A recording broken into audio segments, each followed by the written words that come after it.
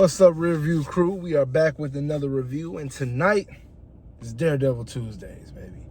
Daredevil, Born Again, Season 2, Episode 6 today. And we finally got that cameo that we've all been waiting for. Jessica Jones. Jessica Jones has entered the chat, ladies and gentlemen. She's back, and I would say better than ever, but she's been dealing with some things. She now has a daughter, Danielle. I think that was her name. Yeah. Danielle, and ever since she had her, she's been dealing with like some breathing issue that she explained to Matt, because you know Matt can hear what's going on. But when she groups up with Matt, they decide to, in Jessica Jones' terms, cause a little trouble. They go into the warehouse where Fisk has taken all of Charles's supplies and took him to his own warehouse. But that wasn't long-lived. After Jessica Jones and Matt go in there kicking ass like they always do, they end up blowing up pretty much most of the arsenal, and it goes up in flames, and they get up out of there, right? So all that to say that before this occurred, Jessica Jones was attacked at home by Charles's men while her daughter was at home, and she had to put the smack down on them boys per usual.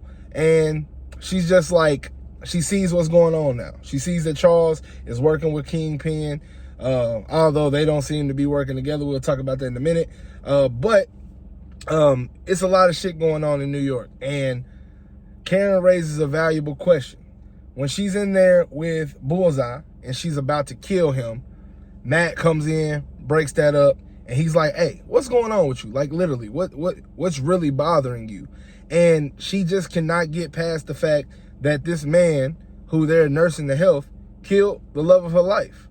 And I don't think Matt is understanding that void from Karen's perspective.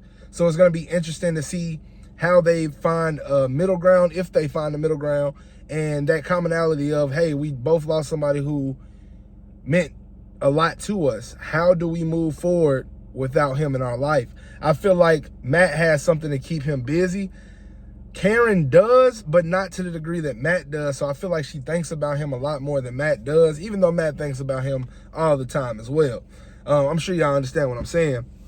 But they are going through, and Buck has an epiphany. He's like, look, you and BB, talking to Daniel, y'all been real close, real buddy-buddy. Sound like you got plans today? Because it's Daniel's birthday. He's going to his mom's house, and BB invites herself, but he's like, yeah, you should come. And he's like, I want you to fill her with some information that is fake. We're going to monitor what you tell her and see if she lets it out. If she lets it out, I know it's her, and a job's got to be done. And y'all know Buck don't play, man. Buck going to get her ass up out of here if she ain't careful. And that's what Daniel is trying to explain to her when he drops the leak. He's telling her, like, hey, like, this has to be between you. I'm serious. Like, this ain't none of that other shit. Like, you really got to keep this between us. And he's trying to tell her that if something happens, I'm not going to be able to protect you. But she just thinks he's talking like he always does. Like, yeah, I don't want people to know that I'm the one giving you this information. But no, if you tell this time, BB, you are cooked. Buck is going to kill you. And he cannot stress that enough. Kingpin is still dealing with the loss of Vanessa, of course, and he instantly gets right to the bullshit, man. He kills the doctor that, in his eyes, allowed Vanessa to die. And at that point, I knew it was going to be some shit. They go to the funeral. He's pissed the fuck off.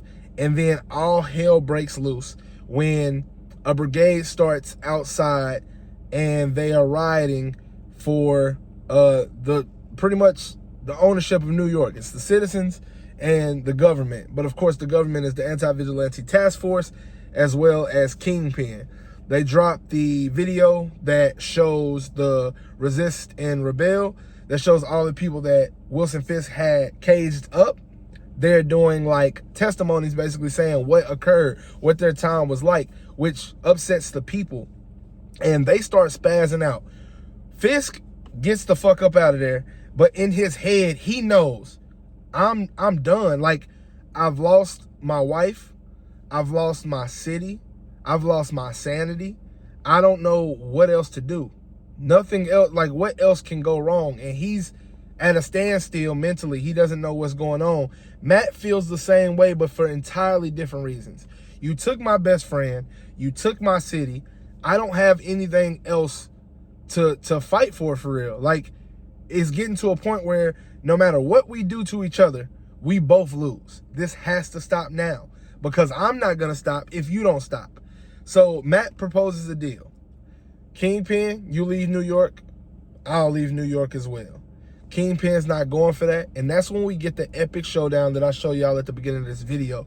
And I only gave y'all a 35-second snippet. If y'all get a chance, go to YouTube and check out the full video, because it was simply amazing. The choreography was fire. And I always love the fights between Kingpin and whether it's Punisher or Daredevil, because he's so massive and he has such brute force. They're more like tacticians. Frank, a bruiser, he can take the blows. While Matt can, he is much more agile and much more skilled than both of them. So when you see those collide, like when they collide in those fights, it actually looks like Matt can win. You see this big burly man and you like, oh, he's gonna demolish this dude. You gotta remember, man, Matt is Daredevil. Matt he's dangerous. He's dangerous. We all know this. We've been watching the show for years, but he's not one that is going to go down easy. Neither is Kingpin. But in this fight right here, it ends kind of at a stalemate, because Wilson is like, all right, man, what are we even fighting for? You can't arrest me because I run all this shit, and you can't kill me just because your mental, like your morale. Your morale won't allow you to kill me. So what are we doing? And that's pretty much where the episode left off, and that's what we're gonna have to figure out, because with everything that's going on in the city and the ATVF causing, or the Anti-Vigilante Task Force, AVTF, and them starting that riot where they're now like hurting people and harming people, it is going to boil over. And this season, it could end in so many different ways, man. And I'm excited. I know you guys are too. It's been a really good season. Disney has been cooking. I'm so excited for the future of the Marvel Cinematic Universe. But these TV shows, man, they're doing really good, man. Daredevil, Born Again, Season 2, The Return of Jessica Jones, Kingpin versus Daredevil, Round 4. We had a lot going on today, man. We had a lot going on today. Y'all let me know what y'all thought about today's episode. Drop a like and a comment on this video for me. Follow me if you're not already doing so. I come here as much as I can with reviews ranging from movies to television, and I even stream live video games from time to time, man. So y'all come check out the page. All are welcome. But until next time, like always, we are going to leave this one in the rear view.